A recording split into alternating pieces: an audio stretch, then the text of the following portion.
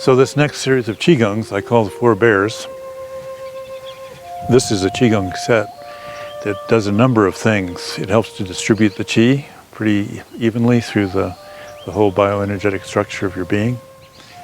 The second bear is an excellent Qigong which really complements the first. In this first one, we turned into the foot and leg that were waiting. In the second bear, which we sometimes call reverse bear or bear walks backwards, we do the opposite. We turn into the leg that's being unweighted. You may find that it helps to have the feet just slightly V'd out, just a little bit.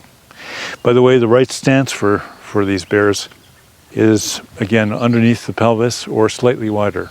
Some people find it more comfortable at shoulder width, but not too wide. So with the reverse bear, you simply turn the pelvis towards the unweighted leg.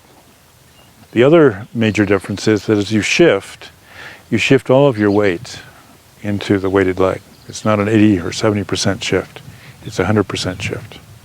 But all the other principles still hold the same of lifting from the Bai Hui point here, sinking down into the K1 points, the separation, the clear separation of yin and yang in the legs, and the flowing or pouring. It's almost like with the bear, all of the bears, you're pouring the weight from one side into the other.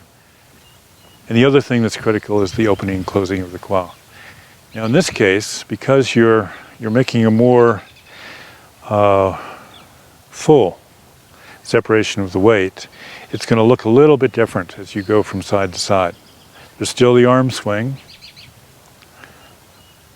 And again, be sure not to injure the knees. Don't go too deep. Just go what you can manage comfortably. Keep particularly the weighted leg directly above the foot. Don't bend from side to side. Protect the knee in that way as well. And as you shift, try not to curl up the toe. Try to relax the ankles so the ankles develop quite a bit of flexibility.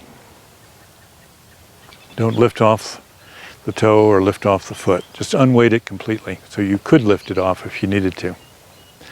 Again, keep the head and the torso and the shoulders and the pelvis all a nice even unit.